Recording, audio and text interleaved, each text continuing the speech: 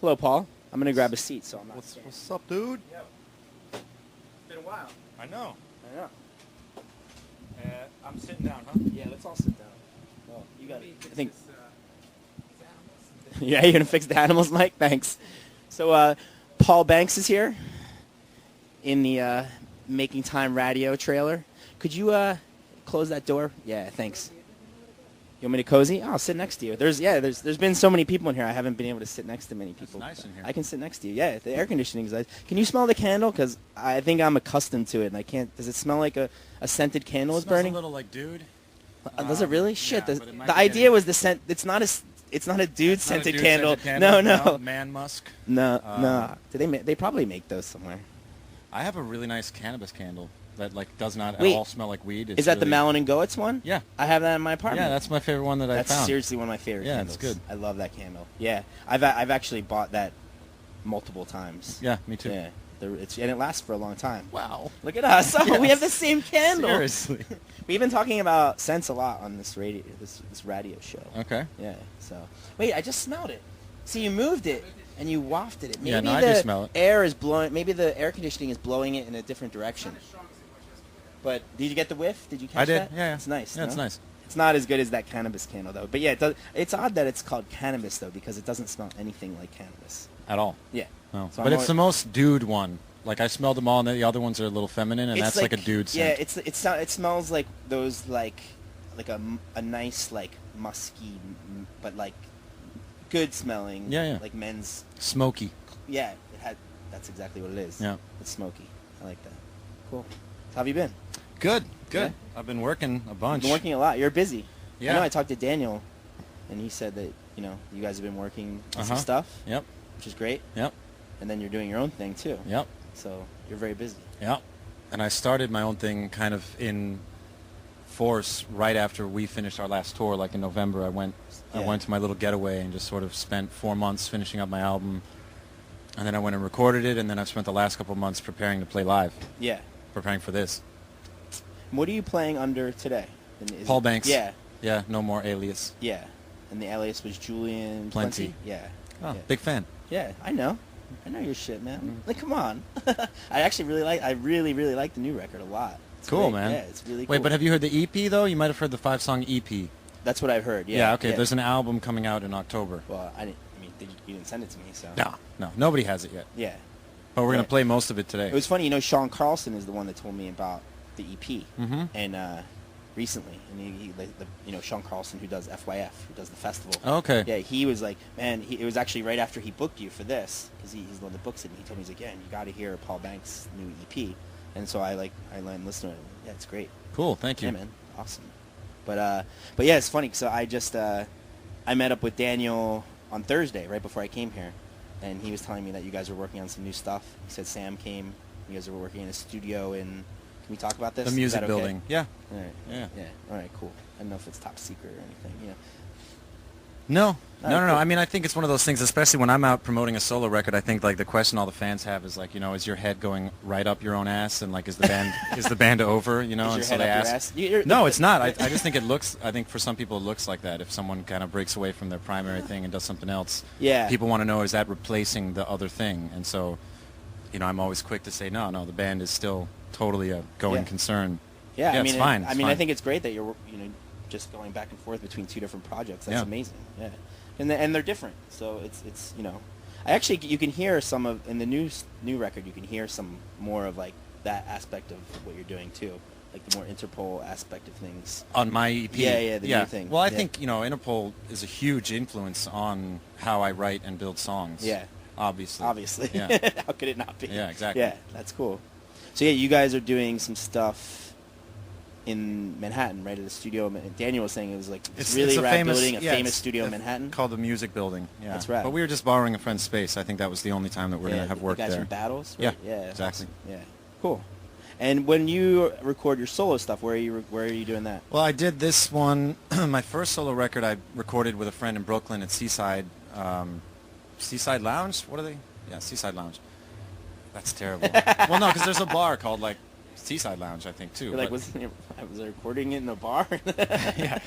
And then I mixed the first record at Tarkin Studios with Peter Cadis, who did Interpol's first 2 records. Oh, okay, yeah. And so this time around, That's I went that's back. in Connecticut. Exactly. Yeah. I remember when you. I remember when you did that. Yeah. I remember getting that in the mail from Daniel when we first had you guys play in 2000. Mike, when did Interpol play Making Time? Is that 2001? I think it was 2001, 2002 you guys played. Because record came out end of 2002. It was before the record came out. Yeah, It was well before the record came Yeah. out. I remember Daniel sent me like a press kit, and it was like the burned CD, and it was it was pretty amazing. Yeah. You should tweet the flyer actually. Yeah, that was a pretty. Did you ever see that poster? No. You should check it out. It's But good. I used to design the posters back in the early days of No, Interpol. Making Times Oh, okay, poster. cool. Yeah, Right. You didn't design this. No. And it looks it basically has nothing to do with the band at all. A long time. We have. 10 years. Yeah. It's pretty wild. I know. I was just telling my friend about the Making Time thing and how you guys had like the Hives and the Strokes. And you us. guys. Yeah. You guys, Before anybody way before broke. the record came out. Yeah. That was awesome. I It remember was cool. that. Yeah, it was really great. And then I remember even before that or after that, I think we also did some other stuff. We did some weirder things together. Yeah, in we Philadelphia. partied down in Amsterdam Yeah. too. Oh my Pretty God. severely. I still talk Jeez. about that night. It was when you guys played with Block Party, and we were in Amsterdam, and I remember I was on mushrooms. Yeah, we all were. Yeah, we were all on mushrooms. I remember I freaked out. You Remember, did. Remember I had like a meltdown. You did. Yeah, you were like, "Get the fuck out of here, everybody!" You were pissed.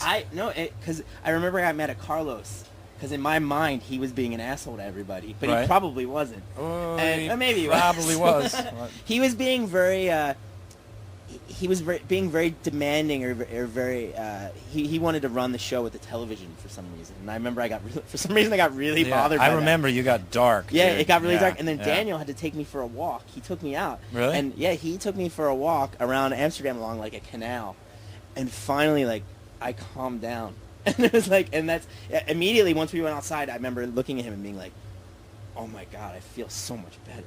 Yeah. But yeah, that was an amazing night, but it was also it was a pretty dark night. Well, there's a lot of people in a hotel room and a lot of like different personalities Yeah. and a lot of different substances, I think, and Yeah. I remember I was convinced that I was hearing there was this couple that was from Amsterdam that were with us, and they were in the bathroom, and at the time I was flat ironing my hair, and there was a flat iron in the bathroom, and I remember I thought I heard the sizzling sound of the guy putting the flat iron on this woman's thigh. And Dude. I was convinced that I was That's a hearing bad it. trip, man. That's fucked up, Yeah, right? that's never happened It was to me. dark. That's yeah. a bad trip. I mean, and I lost it. And I remember you guys had off the next day, and we all met up at a bar. And I remember like apologizing to you guys, like Really? just like constantly apologizing. I was like for like my behavior that night.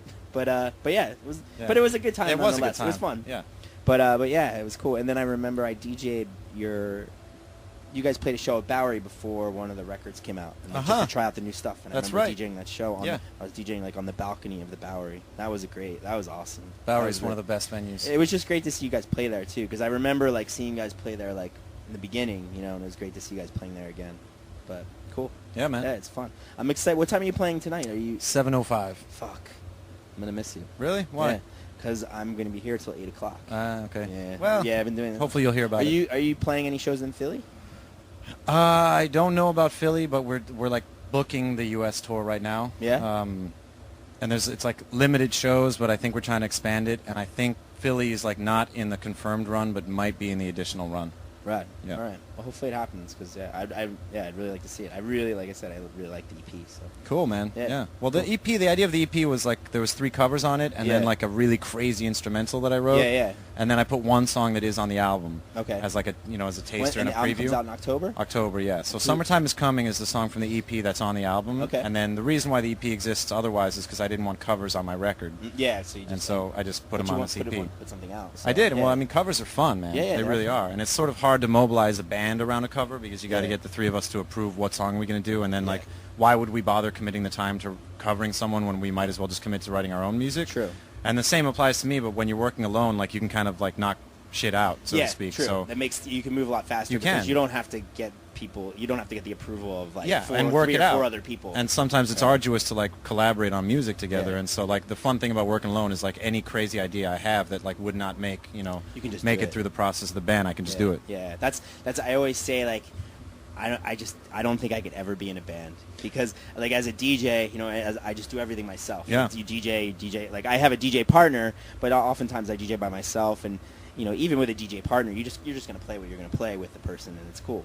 But there's definitely personality types that can't be in a band, and I Yeah. think that's why you get like certain singer-songwriter type people can't do it Can't do either. it, yeah, I it's think tough. Carlos was someone that was just not cut out to be in a band. It's true. You know what I mean? It's really hard to because you have an idea and you want to like bring your idea to fruition, but then when you like you said you have to get your idea approved by three And four you just have to other people. compromise. Yeah. It's like being in a relationship with multiple people, and I think for some personality types, it's like, nah, man, my life is too short. It's not worth it to make these compromises. Sure. I have my idea. Are you telling me I can't compromise? No, I think because I think it's an admirable personality trait. Yeah, sometimes. I think it's good to be able to collaborate because it's very Yeah. rewarding. But like if you just can't because you have your thing that you need to do, you then wanna like go do it. Yeah, which is good because you can do that now with the solo project, and then you still can do the other thing with the band. And the thing is with a collaborative like the band, it's like there is like this very magical thing that can happen where it's totally beyond anything any individual person would be capable of doing because it's like the conflicting ideas and the clashing of energies and stuff like create something really could great only sometimes. exist Yeah, because of that tension. Yeah, sometimes the beauty of that. Yeah,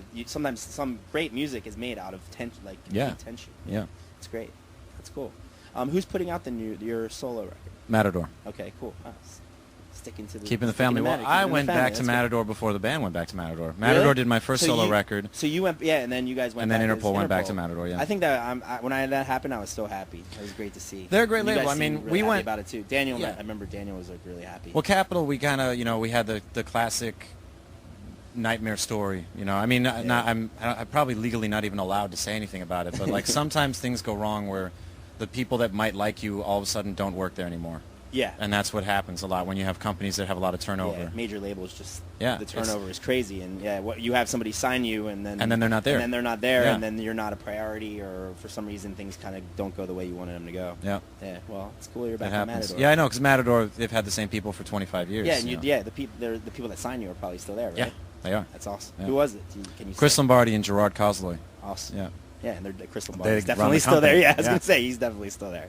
Is he here? He goes. I always He's see him gonna at be here. festivals. He's gonna be He's here. like at every time I go to a festival, I see Chris Lombardi. But he's a new man. always there. He's a new man. Really? He's a mellower guy these days. Yeah. Oh, cool. Yeah. I look at he's like the poet of the record industry. I think. I actually think he's an incredibly talented guy. Yeah. And like very very people have a lot of respect for him. they really do Yeah, because he he's fucking one of the has most like well-respected people in the music. he has industry, I amazing think. ideas Yeah. and like he And just kind Matador, of comes look up at with it. them. It's amazing what they've Yeah. done.